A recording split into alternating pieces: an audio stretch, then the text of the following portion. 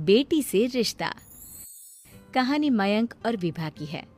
मयंक एक अच्छी नौकरी करता था, लेकिन विभा की जाति का ना होने के कारण विभा के माता पिता शादी के लिए नहीं मानते हैं।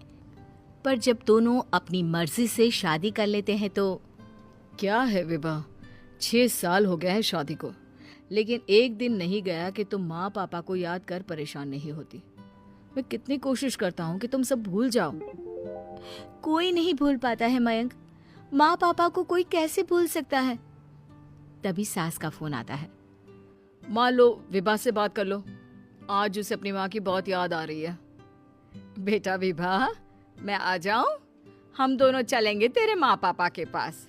बोलो। ना माँ जी, वो आप लोगों को कुछ बोलेंगे तो मुझे और भी बुरा लगेगा। आखिर आप भी मेरी माँ ही तो हैं। अरे सुन लेंगे ना यार, कोई बात नहीं, बोलेंगे ही ना। चलो माँ, मैं फोन रख रहा हूँ। वो क्या है ना, आज विभा को लेकर डॉक्टर के पास जाना है। बहुत दिनों से इसके सर पर लगातार दर्द हो रहा है। अरे हाँ हाँ, ले जा बेटा, सर दर्द को हल्के में नहीं लेना चाहिए। वैसे भी ना बहू सोचती बहुत है। मयंक माँ का फोन रख देता है और दोनों कार से अस्पताल जाते हैं। लेकिन जैसे ही वो लोग अस्पताल जाते हैं, विभा को स्ट्रेचर में नर्स उसकी माँ को लेकर जा रही दिखती है। मयंक, माँ, मयंक वो मेरी माँ है। इतने सालों बाद दिखी भी तो इस हाल में मैं उनके पास जा रही हूँ। अरे रुको, कहीं वो लोग तुम्हें देखकर और परेशान ना हो जाए, या फिर तुम्हें कुछ बोल ना दे विभा, तुम फिर परेशान हो जाओगी।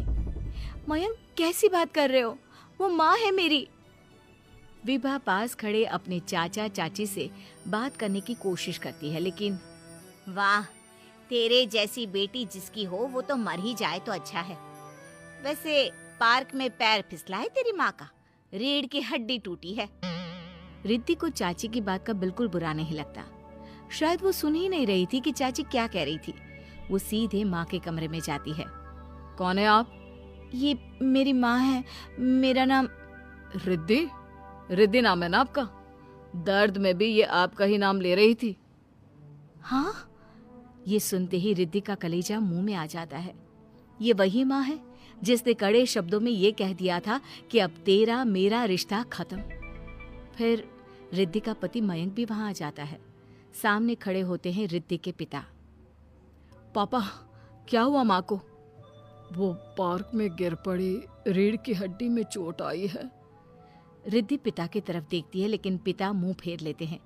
पता है मयंक, माँ दर्द में मेरा नाम ले रही थी। मेरी माँ मुझे याद कर रही थी मयंक। मैं माँ को कुछ नहीं होने दूंगी, देख लेना। हाँ रिद्धि, हम मिलकर माँ का ख्याल रखेंगे, उन्हें फिर से खड़ा कर देंगे। लेकिन भैया कहाँ है? रिद्धि पिता के सामने जाकर खड़ी हो जाती है। पापा, भैया कहाँ है? वो अमेरिका में है, वो नहीं आ पाएगा। रिद्धि फिर माँ की ओर ध्यान कर लेती है। उस पूरी रात रिद्धि माँ को देखती खड़ी रहती है।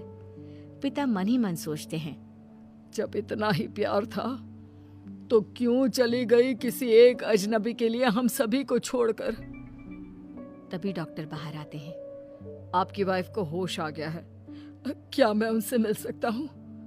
जी नहीं, वो बार बार अपनी बेटी का नाम ले रही है। रिद्धि बेटा, तुम अंदर चली जाओ। माँ रिद्धि को देखकर रोने लगती है। बेटा, माँ के गले लग जा। मैंने तो सोचा था तेरा चेहरा देखे बिना ही मर जाऊंगी। ऐसे कैसे? भला मैं अपनी माँ को कुछ कैसे होने दे सकती हूँ? माँ उठने की कोशिश करती है, लेकिन वो उठ नहीं पाती। देखिए, आपकी रीढ़ की हड्डी में फ्रैक्चर है।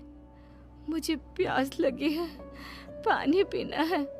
रुको माँ, मैं हूं ना, मैं पिलाती हूँ पानी अपनी माँ को। कोई और नहीं आया?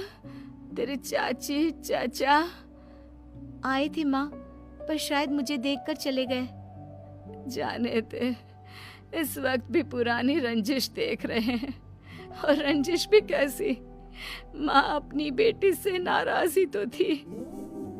रिद्धि अब पूरे समय माँ के साथ रहती है। उनके हर काम को करने में उनका सहारा बनती है। फिर एक रोज, आज आपको चलने की कोशिश करनी थी, लेकिन हमारे फिजियो के डॉक्टर नहीं आए जो आपको पकड़कर चलाते, तो फिर आज। डॉक्टर साहब, मैं हूं ना, मैं माँ को चलने में मदद करूंगी। रिद्धि माँ को चलाती फिराती